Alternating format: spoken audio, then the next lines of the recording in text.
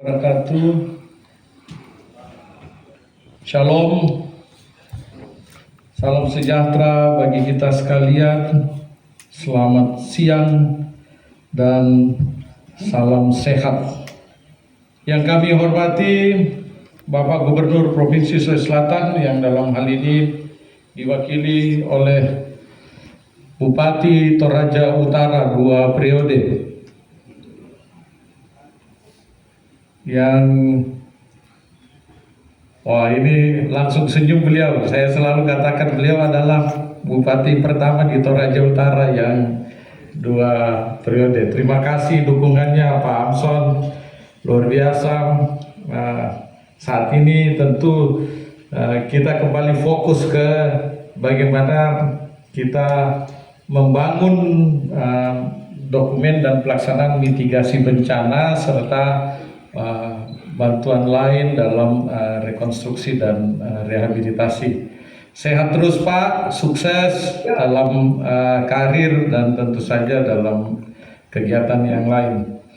Yang saya hormati Bapak Wakil Bupati Toraja Utara dan Ibu Ketua DPRD serta anggota DPRD yang sangat kami hormati, para anggota Forkopimda, bersama kita ada Bapak Kapolres, Pak AKBP Lukito, Pak Kasdim yang mewakili Pak Dandim, tentu tadi pimpinan DPRD sudah saya sebut, Pak Soekarno mewakili Pak Kajari. Tadi Pak Kajari menelpon kami, beliau sedang di Makassar dalam acara pertemuan dengan Pak Kajati.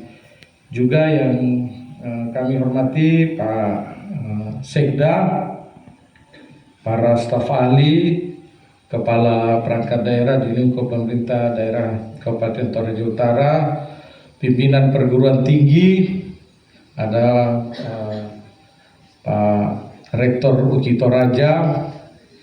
Kami tadi melakukan penandatanganan MOU dengan Universitas Bosowa. Saya belum melihat ada dokumen MOU antara UKI Toraja dan Kabupaten Toraja Utara, Pak. Saya melihat ini potensi yang sangat besar dan tentu kami pemerintah daerah mendahulukan, memprioritaskan institusi yang ada di sini, dan kami tahu jumlah kalau tidak salah 7.000 ya mahasiswa-mahasiswi UKI Toraja ada di Toraja Utara, Pak. Jadi terutama pertanian, ayo Pak, kita pertanian kan sudah ada inisiatif untuk prodi kopi ya, dan pariwisata, Pak. Ini saya sangat mendorong, Pak, ayo kita kerjakan ini. Saya percaya Bapak orang yang visioner dan saya sudah sering berhubungan dengan Bapak. Saya harapkan dalam waktu tidak terlalu lama kita merumuskan apa model kerjasama antara Pemda dan UKI Toraja. Apalagi saya baru dari Luwu Timur, Pak. Kita tidak usah jauh-jauh ke Morowali. Luwu Timur dalam 2 tahun ke depan membutuhkan 70.000 tambahan untuk mendorong hilirisasi di tambang nikel. Jadi ini peluang yang harus kita persiapkan dari sekarang. Berharap begitu ya Pak Rektor. Saya juga mau menyapa para anggota PKK karena ketua tim penggeraknya ada di Makassar. Ibu Wakil Ketua ada? Ibu Wakil Bupati tidak ada ya? Saya tidak melihat ada seragam PKK. Padahal saya ada Ketua Dharma Wanita Persatuan, anggaplah beliau dari PKK dan yang lain ya. Padahal saya melihat ini peran besar ibu-ibu ya.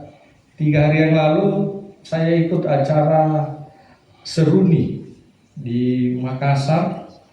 Yang datang ini Ibu Wakil Presiden, istri para menteri. Wah, saya bilang seandainya ada proposal ini paling tepat kita bawa dan kasih ke mereka, titip ke mereka. Ini lebih manjur kalau lewat Ibu Seruni daripada langsung ke bapaknya, karena 24 jam mereka bisa serahkan. Ini saya forum seperti ini kita harap terus melibatkan ibu-ibu ya, tidak terlalu masalah. Yang kepala dinasnya bapak-bapak ini harus ada pendekatan yang lain supaya bisa lebih fokus lagi.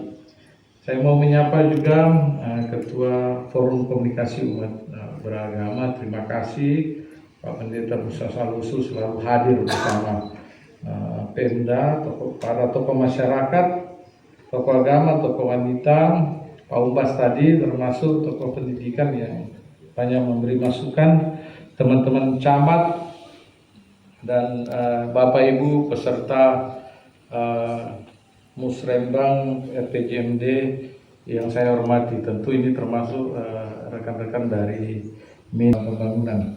Kita bersyukur bahwa hari ini kita boleh hadir berjumpa dalam keadaan sehat, dan ini semua tentu karena kebaikan kemurahan Tuhan.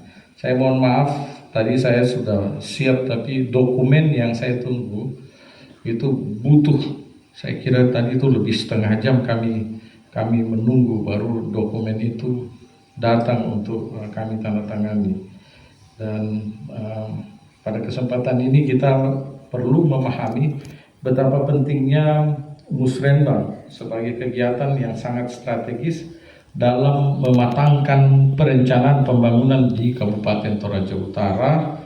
Dan selain itu juga ini memenuhi ketentuan tahapan dan proses perencanaan sesuai dengan Permendagri 86 tahun 2017 tentang tata cara perencanaan, pengendalian, dan evaluasi pembangunan daerah, tata cara evaluasi rancangan peraturan daerah tentang rencana pembangunan jangka panjang daerah dan rencana pembangunan jangka menengah daerah, serta tata cara perubahan rencana pembangunan jangka panjang daerah dan rencana pembangunan jangka menengah daerah dan rencana kerja pemerintah daerah. Semua tentang perencanaan. RPJMD adalah dokumen strategis yang menjadi pedoman pembangunan daerah untuk 5 tahun ke depan. Dokumen ini bukan hanya sekadar formalitas, tapi merupakan wujud dari komitmen kita bersama untuk memastikan pembangunan di Toraja Utara berjalan dengan terarah, berkelanjutan, dan membawa kesejahteraan bagi masyarakat. Sebagai Bupati Kabupaten Toraja Utara, saya ingin menegaskan kembali visi yang saya dan Pak Wakil Bupati canangkan beserta misi yang menjadi dasar dalam pembangunan daerah kita. Visi Toraja Utara yang maju, mandiri, dan menyenangkan menuju Indonesia emas. Pertama, misi meningkatkan pembangunan sumber daya manusia yang berkualitas, sehat, produktif, dan berkepribadian. Dan berbicara tentang sumber daya manusia, kami melihat 1000 hari pertama kehidupan serta PAUD menjadi salah satu yang betul-betul harus masuk dalam RPJMD kita. Tidak ada RPJMD lain kalau 1000 hari pertama kehidupan dan PAUD kita tidak masukkan. Ini yang saya titipkan. Yang kedua, memperluas kesempatan berusaha dan menciptakan lapangan kerja dalam mendorong pertumbuhan ekonomi yang berkualitas. Saya kira sekolah vokasi, kemudian BLK ini adalah salah satu dasar kita, komitmen kita untuk membantu. Kalaupun penciptaan lapangan kerja masih sedikit, maka itu berarti kita harus mempersiapkan tenaga kerja kita untuk bekerja, membangun usaha, bahkan kita mendorong untuk bekerja di daerah lain. Dan ini tentu akan menjadi bagian dari kerja-kerja kita semua.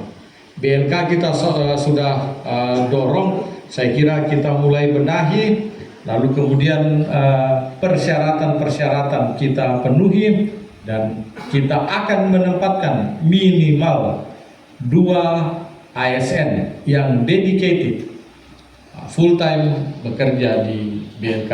Itu adalah syarat mutlak kalau kita mau mendapatkan bantuan dari Kementerian Tenaga Kerja, sehingga kemudian kita mampu beradaptasi dan mampu mengantisipasi entah itu peluang kerja, entah itu peluang usaha baik di daerah kita maupun di luar. Koperasi Merah Putih adalah salah satu instrumen yang kita dibangun, didukung oleh pemerintah pusat untuk memastikan bahwa perekonomian di pedesaan akan meningkat. Juga kita membangun infrastruktur dari desa untuk pemerataan ekonomi dan penurunan kemiskinan. Bahkan di tahun ini dari efisiensi kita sudah menempatkan sekitar 70% anggaran infrastruktur untuk di pedesaan. Saya kira selama ini, terutama kalau kita bicara Dapil 5 dan Dapil 3, ini menjadi urutan yang kesekian. Mulai tahun ini kita akan menempatkan 2 dapil ini menjadi urutan yang pertama dalam perhatian pembangunan infrastruktur. Dan itu juga termasuk dalam usulan-usulan kita yang akan saya sampaikan nanti, 10 prioritas yang menjadi tanggung jawab provinsi, tetapi juga ada 3 poin yang kita ajukan untuk menjadi bantuan keuangan provinsi selain 2 permohonan hibah yang kita sudah ajukan. Yang berikut, meningkatkan kualitas pemerintahan yang bersih, inovatif, dan melayani. Dan ini tentu kita terus menginternalisasi nilai-nilai inti, yakni berakhlak, dan mendorong agar meritokrasi ini sudah harus kita persiapkan dari sekarang. Dan kita menganggarkan tahun ini untuk menuju meritokrasi. Kita mulai dengan assessment, job fit, dan lain-lain. Lalu kemudian ada anggaran khusus, sehingga kemudian 2-3 tahun impian kita tentang talent pool itu kita sudah harus mulai wujudkan. Yang kelima, menciptakan kehidupan yang harmonis dengan lingkungan alam, budaya, serta toleransi antar umat beragama. Dan itu kita tidak hanya wujudkan melalui perayaan-perayaan hari agama, tapi kita terus dorong dalam kehidupan sehari-hari, baik dalam kegiatan sosial maupun dalam kegiatan-kegiatan lainnya. Visi dan misi ini adalah komitmen kita bersama untuk membawa Toraja Utara menjadi daerah yang lebih maju, mandiri, dan menyenangkan bagi seluruh masyarakat. Saya mengajak seluruh elemen masyarakat untuk terus berperan aktif dalam memberikan masukan demi kesempurnaan RPJMD kita. Sebagai gambaran bahwa pencapaian target pembangunan Toraja Utara secara makro sampai dengan tahun 2024 secara ringkas sebagai berikut. Pertumbuhan ekonomi 4,4%, mengalami peningkatan dari 3,94%. Tingkat pengangguran terbuka yang tadinya 2,6% menjadi 2,44%. IPM dari 71,69 menjadi 72,31, masuk dalam kategori tinggi. Gini rasio untuk tahun 2024 belum rilis. Wah, kita terlambat. Tadi provinsi sudah menyampaikan 0,36 sekian ya, 362. Kita belum, tapi tahun 2023 juga belum ada angka. Mestinya ada ini Pak Kaban. Karena provinsi saja sudah ada, masa kita tidak ada. Angka kemiskinan 10,73% mengalami penurunan signifikan dibandingkan dengan tahun 2023 sebesar 12,12%. Ya, target kita tentu harus single digit sama seperti provinsi. PDRB sebesar 47,73.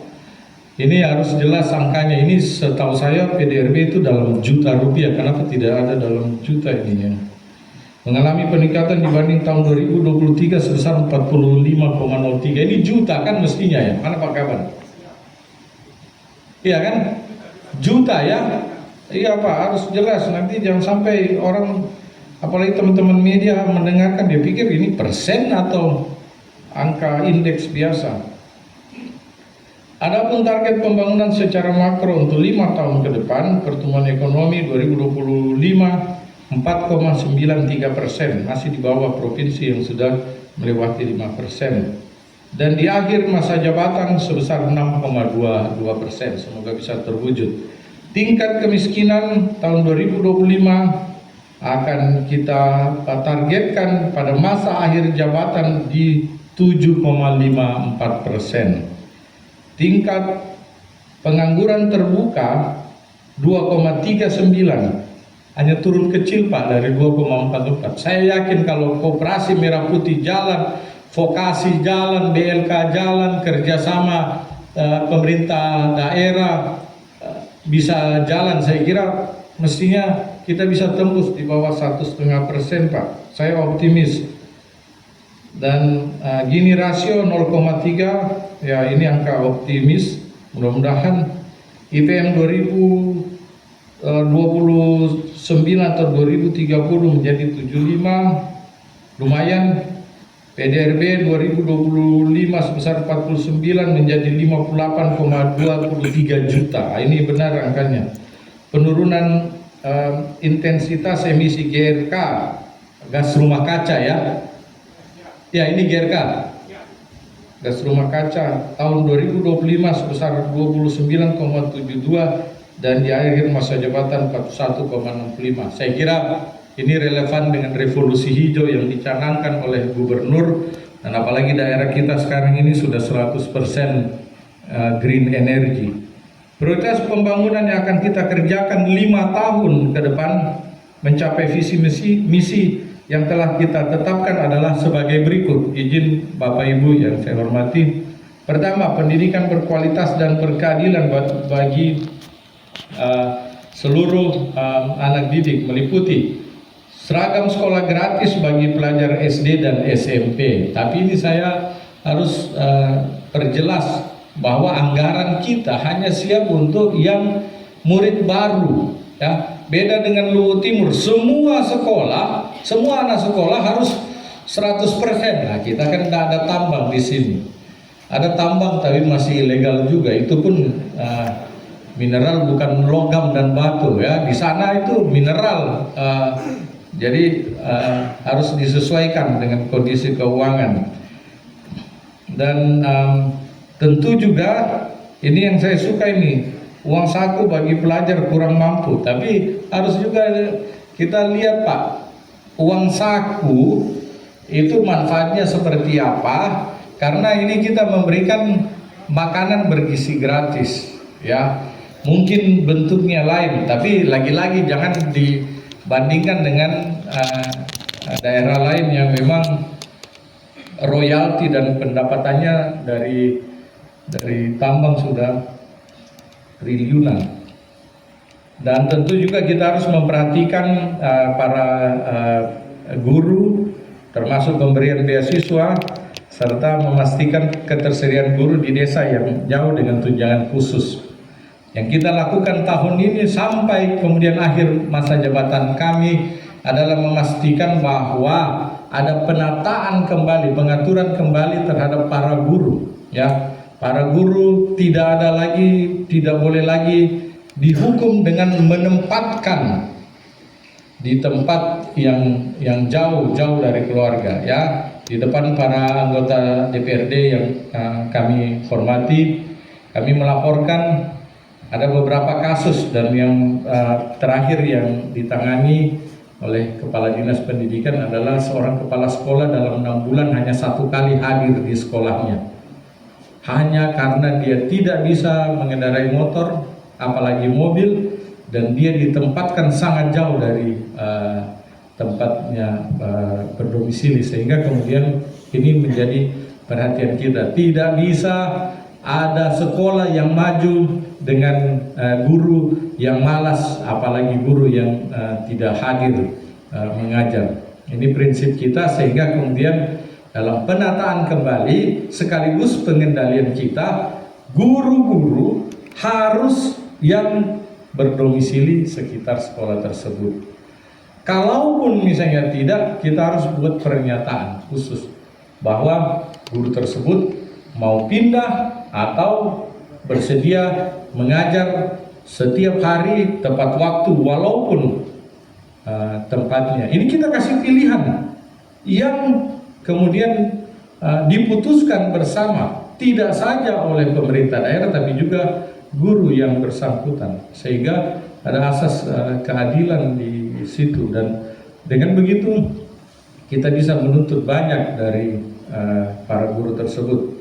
Yang kedua, kesehatan berkualitas meliputi memastikan seluruh masyarakat Toraja Utara tercover jaminan kesehatan, meningkatkan keterampilan dan kesejahteraan tenaga kesehatan, memperbaiki fasilitas puskesmas, pemberian uang saku bagi pasien kurang mampu, beasiswa bagi tenaga kesehatan, armada sehat, anak lahir pulang membawa akta lahir. Sektor pertanian, peternakan, dan perkebunan meliputi pengadaan pupuk gratis, pengadaan bibit ternak gratis, obat-obat ternak murah, memberikan pelayanan teknis, pengawasan, dan pembinaan, memfasilitasi kemitraan dengan pihak swasta, permodalan untuk petani muda, pengembangan wirausaha muda, membentuk BUMD khusus, dan pengembangan trading house. Dalam 3 bulan pemerintahan kami sejak kami dilantik, saya sudah berkali-kali datang khusus menemui Pak Menteri Pertanian, baik atas undangan beliau maupun atas inisiatif kami dalam acara tertentu.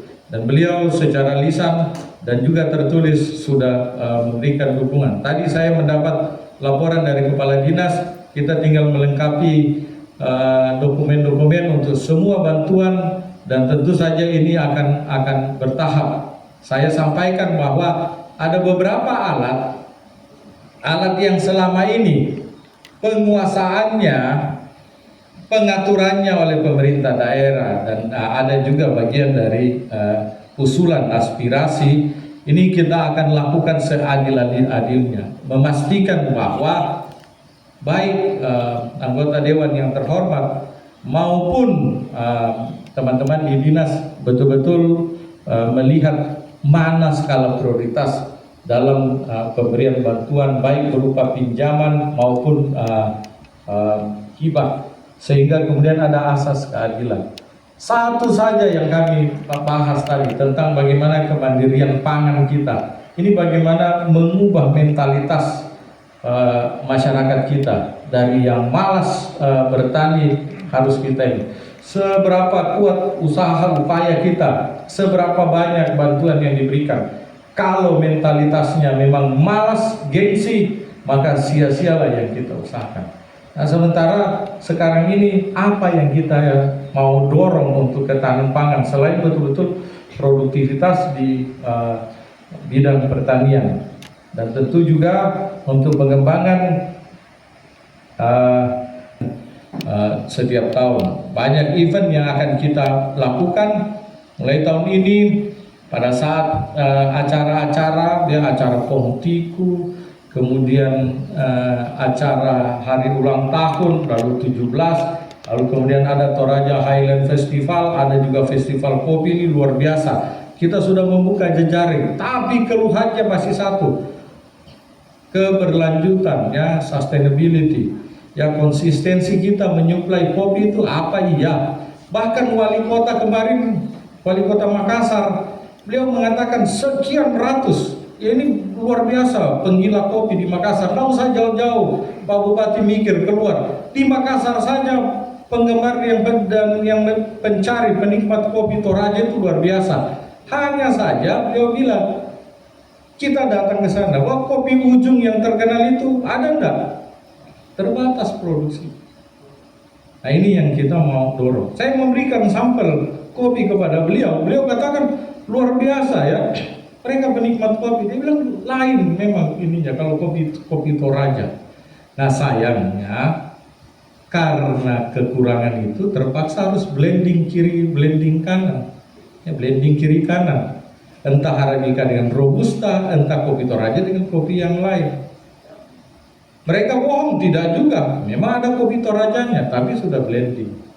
Nah sekarang beliau malah mendorong mau menjaga kemurnian. Dan kalau bisa dia bilang, udah kalau memang tidak sanggup packaging, kami yang lakukan. Kopi Toraja ini betul-betul sudah menjadi trademark kita, ya merek dagang kita. Ini saya sampai minta waktu khusus mau melihat ini HGU yang sekian ribu hektar. Kita punya lebih 10.500, 9.000 hektar diantaranya Arabica. Hanya 1.500 Robusta. Tapi lihat, yang mengurus HGU-nya itu hanya Sulutko, Toarko, dan satu yang ini. Selebihnya masuk dalam namanya status tanah terlantar. Ini yang kita mau inventarisasi dan kita dorong investasi. Kalau perlu ajakan dari BUMD provinsi bekerja sama BUMD kabupaten. Tapi diajak apel pagi tadi saja, mana direktur BUMD Mekar Sejahtera? Mana? Nah itu.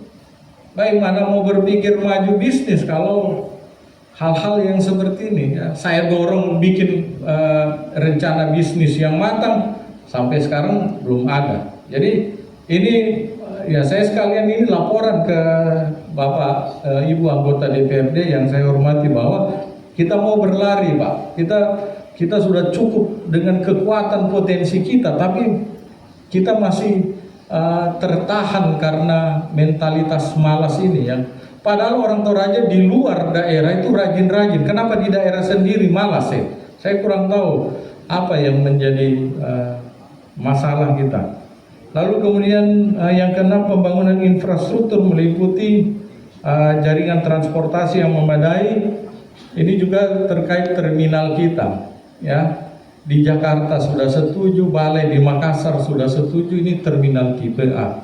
Tapi setiap ditanyakan readiness kriterianya, kita baru satu tempat yang sudah ada kajiannya. Saya mendorong, sekalian saya melaporkan ke forum yang terhormat ini dan khususnya kepada para anggota DPRD. Kita ada beberapa skenario tahun ini dan tahun depan Pak. Pertama, kantor kita yang dipakai untuk rumah sakit untuk sementara kita taruh di Pangap dan beberapa tersebar di tempat lain. Rencananya kalau Mapaken sudah pindah 100% ke sana, kita bangun yang di Mapaken. Itu skenario pertama. Alternatifnya ada dua. Kalau tukar guling ini dimungkinkan, kita akan menawarkan markas Kodim di Mapaken dan kita bangun di markas Kodim. Itu skenario kedua. Berikut, terminal yang sudah dikaji ya, yang luasnya 3-4 hektar ada dua. Satu di daerah Buah dan satu di Buntuasa. Tetapi dengan kendala-kendala keterbatasan yang ada.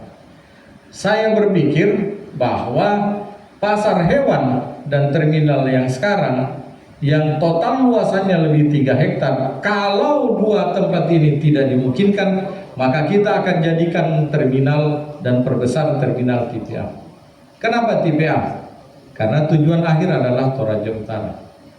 Karena kemudian transport, ini PO eh, lintas, bukan lagi kabupaten tapi sudah lintas provinsi.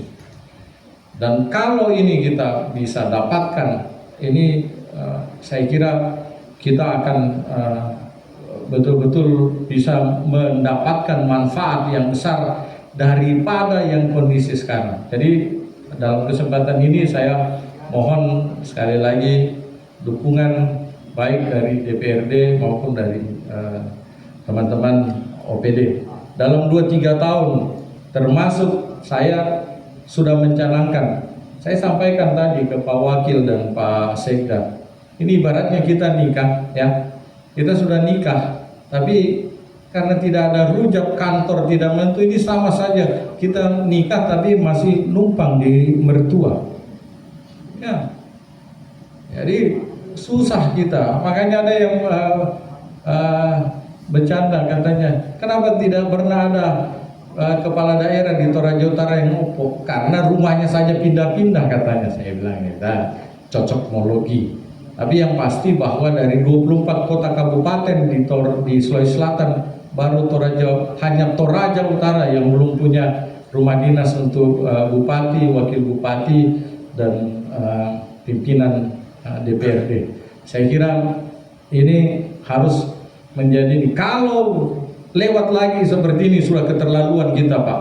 Sudah ada berapa bupati, termasuk yang 3 bupati dari hasil pilkada. Masa tidak pernah kita wujudkan ini? Kita tidak mau membangun rumah dinas yang 100 miliar, tapi kita mau membangun yang memang bermanfaat dan mencerminkan keindahan Toraja Utara. Malu kita. Saya beberapa hari lalu beberapa kali ketemu dengan teman-teman Pemda, bukan teman-teman Pemda, teman-teman kepala daerah, mulai dari Nusantara 4 sampai di gubernur. Malu saya, oh ya Pak, nanti ulang tahunnya di mana? Kita ada acara di Rujak. Saya bilang, masih Rina lambai lah Rujak atau Rujak Pak Wakil. Kami ini Rujak apa, kita ini jadinya kontraktor Pak, ya, kontrak sana, kontrak sini. Dan itu saya kira bagian dari pencanangan kita untuk RPJMD. Saya kira harus terwujud ya Pak Kaban. Dan tentang tata kelola pemerintahan meliputi seleksi promosi melalui meritokrasi, sudah saya sampaikan tadi, talent pool, penataan kelembagaan, insentif bagi ASN berprestasi, kesejahteraan ASN, dan lain-lain. TPP kita salah satu dari sedikit kabupaten di Sulawesi Selatan yang mencanangkan pemberian 100%. Tapi saya sampaikan tadi dalam apel pagi, tidak ada yang lolos dari ketidakdisiplinan. Ya. Kalau masih ada pembiaran, ya terpaksa, mohon maaf, kepala OPD-nya yang kita pangkas, bukan hanya TPP-nya tapi jabatannya. Lalu yang ke-8, penciptaan kehidupan harmonis. Saya kira kita bersyukur sampai sekarang belum ada gesekan horizontal karena isu-isu SARA, kita syukuri itu, dan ini harus terus kita rawat. Ya, sedikit klarifikasi sini kenapa Pemda melaksanakan halal bihalal. Baru-baru ini saya kira kita mendapat apresiasi dari teman-teman atau saudara-saudara kita Muslim. Kita bukan untuk mengejar apresiasi sebenarnya, tapi kita mau ada keadilan. Ya, selama ini kita hanya merayakan Natal, kita merayakan Paskah, lalu kita tidak pernah punya kesempatan berhalal bihalal. Padahal halal bihalal ini bukan hanya untuk umat Muslim, tapi untuk kita semua. Ya, kita menjalin keakraban, menjalin silaturahmi. Dan saya kira bukan hal yang ini, kalau kemudian Pemda, saya kira itu hal yang biasa saja, hal yang bagi saya tidak luar biasa, tapi kemudian kita mendapat apresiasi bahwa pada akhirnya kita sudah memulai. Nah, hal-hal seperti ini yang kemudian menjadikan kita semakin saling menghormati, bahwa saya kira kita semua ini punya keluarga yang Muslim. Begitupun yang Muslim punya keluarga yang Kristen. Saya kira tidak ada yang kita pertentangkan. Dan ini sebenarnya kalau kita terus pertahankan keharmonisan seperti ini, baik antara sesama manusia maupun dengan lingkungan alam. Saya kira hal yang lain akan sangat mudah kita kerjakan. Lalu sinkronisasi antara visi RPJMD dan RPJMN atau Astacita dapat kita uraikan sebagai berikut. Misi pertama RPJMD meningkatkan pembangunan sumber daya manusia yang berkualitas, sehat, produktif, selaras dengan Astacita pertama, memperkokoh ideologi Pancasila, demokrasi, dan HAM. Dan Astacita keempat, memperkuat pembangunan sumber daya manusia, sains, teknologi, pendidikan, kesehatan, prestasi, olahraga, kesetaraan gender, serta penguatan peran perempuan, pemuda, dan penyandang disabilitas. Sehingga jangan heran Bapak Ibu kalau tahun ini kita mendorong KONI untuk fokus pada pengembangan prestasi, karena ini sesuai dengan Astacita 4. Lalu misi kedua, meningkatkan pertumbuhan ekonomi yang berkualitas dan berkelanjutan selaras dengan Astacita kelima, melanjutkan hilirisasi dan mengembangkan industri berbasis sumber daya alam untuk meningkatkan nilai tambah dalam negeri. Pemahaman kita SDA itu hanya tambang mineral, padahal pertanian juga adalah sumber daya alam kita yang harus kita pikirkan hilirisasi. Lalu Astacita kedua memantapkan sistem pertahanan keamanan negara dan mendorong kemandirian bangsa melalui swasembada pangan, energi air, ekonomi syariah, ekonomi digital, ekonomi hijau, dan ekonomi biru. Saya kira kalau soal kemandirian energi, sumber energi kita sudah melebihi dari kebutuhan maksimal kita. Tinggal kita bagaimana menjaga agar dua pembangkit listrik tenaga air, pembangkit listrik tenaga mini hidro ini terus menerus bisa berjalan atau beroperasi dengan baik. Yang belum operasi maksimal kita dorong supaya bisa beroperasi secara maksimal. Astacita ketiga, melanjutkan pengembangan infrastruktur dan meningkatkan lapangan kerja yang berkualitas, mendorong kewirausahaan, mengembangkan industri kreatif, serta mengembangkan agro maritim. Nah, kita tidak punya maritim. Industri di sentra produksi melalui peran aktif modal. Akses modal, permodalan kita juga sudah dorong. Saya tanya beberapa, 2 bank saya ambil contoh. Ini loan deposit rasionya ini sudah melebihi 100%. Artinya begini, kita sudah mendorong mereka untuk menyalurkan kredit, ya. Nah, LDR-nya sudah melalui 100%, bahkan sudah ada yang 120%. Tolonglah kita juga membantu mereka.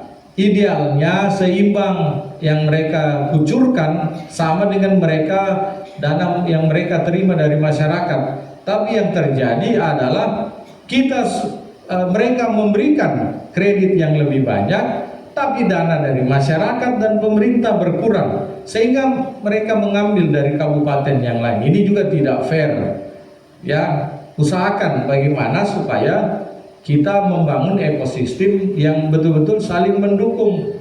Jangan cuma kita menuntut bank mendorong membantu UMKM lewat permodalan, tapi timbal baliknya kita tidak menyimpan di tempat mereka. Itu ada bahkan yang menyimpan di luar, ya. Ada yang malah tidak menabung sama sekali. Taunya yang penting ini kita secara keseluruhan harus bersama-sama punya komitmen untuk membangun ekosistem yang saling menguntungkan. Lalu Astacita ke-6, membangun dari desa dan dari bawah untuk pertumbuhan ekonomi, pemerataan ekonomi, dan pemberantasan kemiskinan. Saya kira ini sudah kita mulai lakukan, termasuk di dalamnya ada Koperasi Merah Putih. Misi ketiga RPJMD, melanjutkan pembangunan infrastruktur yang berkualitas untuk mendorong akselerasi pertumbuhan ekonomi selaras dengan Astacita yang ketiga. Lalu kemudian misi keempat, RPJMD mempercepat transformasi digital sesuai dengan Astacita ketujuh, memperkuat reformasi politik, hukum, dan birokrasi, serta memperkuat pencegahan dan pemberantasan korupsi, narkoba, judi, dan penyelundupan.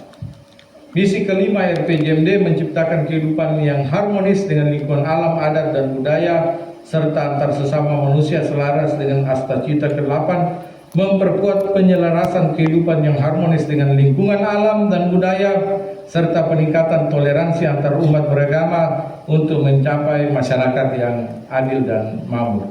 Saya kira pelaksanaan misi yang saya uraikan ini tentu juga harus disesuaikan dengan sumber-sumber keuangan daerah, baik dari PAD, dana perimbangan, maupun lain-lain pendapatan. Dan dalam kesempatan ini saya melaporkan bahwa kita sudah mengajukan 10 usulan prioritas yang menjadi tanggung jawab atau kewenangan pemerintah provinsi.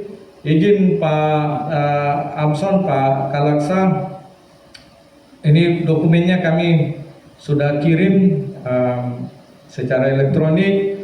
Pertama, kebutuhannya alat tes cepat molekuler untuk mendeteksi mikrobakteri tuberkulosis. Ya, kami sampaikan bahwa target kami memeriksa di tahun 2025 ini 6.000. Di awal tahun baru 2 bulan kasus positifnya sudah di angka 800, sangat cepat Pak. Jadi kami juga betul-betul harus berlari untuk bagaimana menyeimbangkan pemeriksaan gratis ini, pemeriksaan kesehatan gratis dan pemeriksaan lainnya. Jadi alat yang tersedia saat ini hanya 2 unit ya Bu Kadis Kesehatan. Betul. Ini 2 unit saya kira sudah sangat kurang Pak, ya. Nah, sehingga pemeriksaan sangat terbatas. Kami mencanangkan memeriksa 6.195 ya, yang terdeteksi, yang baru dicek sampai Januari ke 26 Mei. 26 Mei berarti hari ini Pak, itu baru 2.149 dan mohon maaf, yang positif TBC 152 orang. Ini yang dari 2.000 Pak, jadi hampir 10%. Jadi tolong agar kami dibantu. Lalu yang kedua, rekonstruksi jalan poros Pangli Barupu ini kita keroyok, baik sumber dari provinsi maupun dari balai besar, maupun dari PU melalui balai besar pelaksanaan jalan nasional yang kita ajukan ke provinsi, yang menjadi kewenangan provinsi ini sebesar 45 miliar. Kita prioritaskan KP Pangala dan Pangala Barupu Pak. Kemudian kalau stunting ya, karena saya belum dapat laporan tahun ini hasil pemeriksaan berdasarkan standar survei gizi ya, SSG ini belum ada rilis Bu. Tapi secara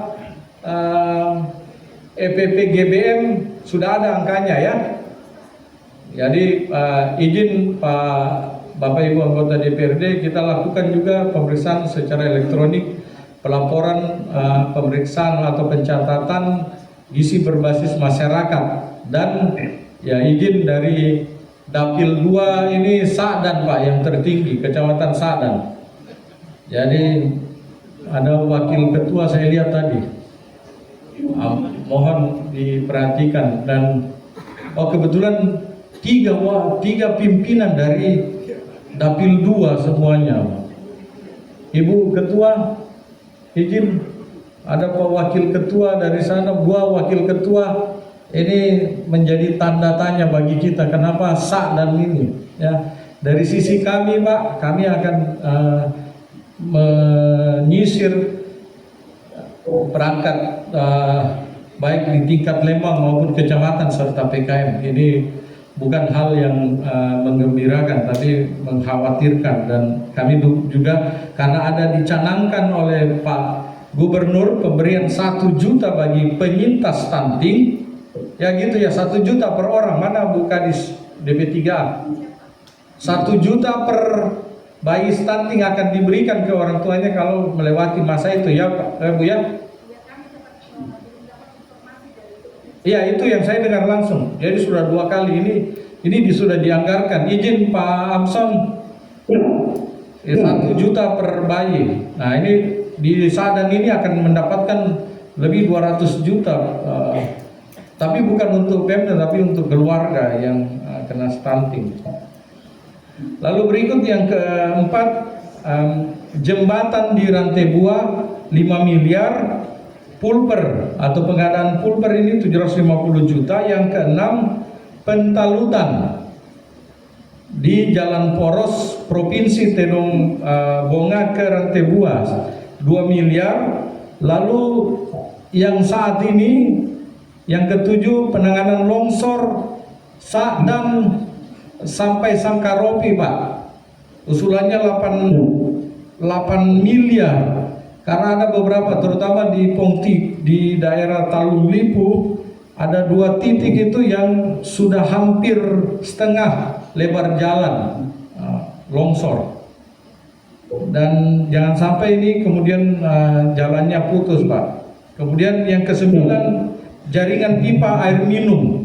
Kita dijanji 3-4 tahun yang lalu kita sudah menyiapkan lahan dari sumber air di Buntu Pepasan, Sabu Silaga menuju Lam Tanduk, melewati daerah pariwisata di Lolai.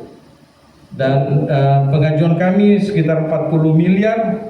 Terakhir, jembatan di 2 kecamatan membutuhkan biaya sebesar 9 miliar. Selain itu, untuk bantuan keuangan, kami juga sudah menyampaikan ke Pak Gubernur terkait hadiah dalam tanda kutip ulang tahun Toraja Utara bulan Juli. Itu kami meminta hibah tanah seluas 5 hektar, karena 2 hektar sudah dihibahkan, 5 hektar dari Buntu Asa, dan juga fasilitas Balai Benih Ikan BBI. Karena saat ini kita betul-betul tidak saja membutuhkan produksi, tapi membutuhkan pengamanan di lokasi tersebut. Berikut juga kami mengajukan permohonan rumah kaca dan taman andalan sebesar tambahan 2,5 miliar. Lalu kemudian 2 jembatan gantung di Rindingallo dan Sadan, 2 di Rindingallo dan 1 di Sadan, itu sebesar 3 miliar per 1 jembatan, berarti total 9 miliar Pak. Dan terakhir, jalan dan jembatan yang sempat viral dan menjadi atensi Gubernur di Kecamatan Rindingallo, dikenal sebagai daerah Perangian, sepanjang 4 km plus jembatan. Jadi total kami ajukan di khusus penanganan akses jalan di Kecamatan Rindingallo sebesar 15 miliar. Dan itu semua kami harapkan menjadi bagian dari perencanaan pembangunan tahun ini dan tahun depan yang kita bisa bahas mulai dari anggaran perubahan hingga Induk 2026. Dan saya akhiri dengan mengucapkan sekali lagi terima kasih untuk kehadiran kita semua. Dengan demikian, saya atas nama pemerintah daerah Kabupaten Toraja Utara, dan dengan memanjatkan puji dan syukur kehadirat Tuhan Yang Maha Esa, Musrembang Rencana Pembangunan Jangka Menengah Daerah Kabupaten Toraja Utara tahun 2025 hingga 2029 pada hari Senin tanggal 26 Mei 2025 saya nyatakan dibuka dengan resmi. Terima kasih. Wassalamualaikum warahmatullahi wabarakatuh. Shalom. Om Santi Santi Santi Om. Tuhan memberkati kita semua.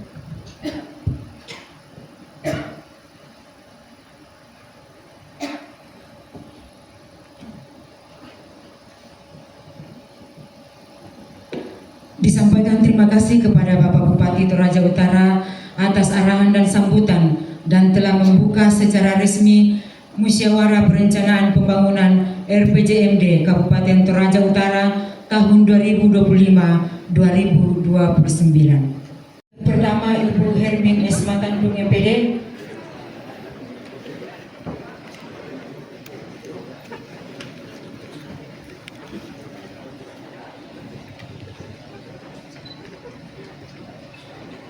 Selanjutnya Bapak Salvius Pasang SPMP.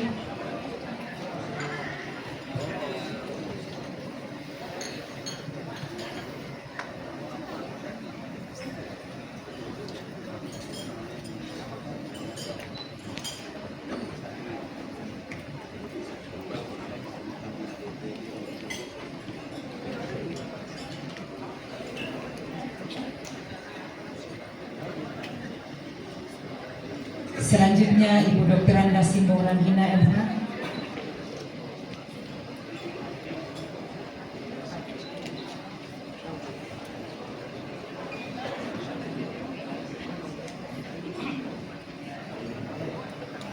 Selanjutnya Bapak Pendeta Musa Salusu MTH.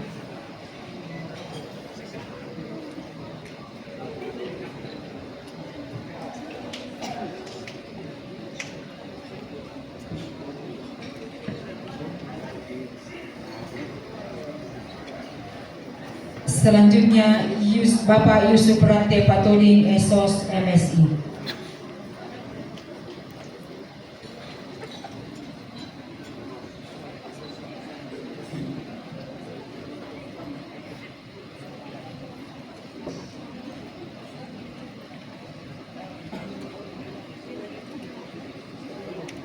Dilanjutkan dengan foto bersama.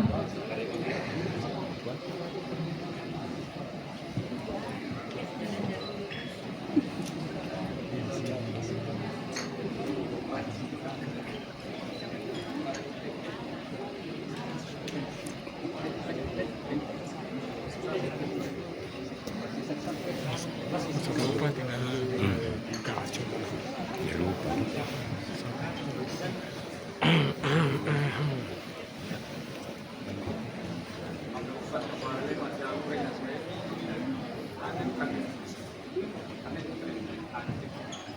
Kami mohon untuk berbalik dan foto bersama.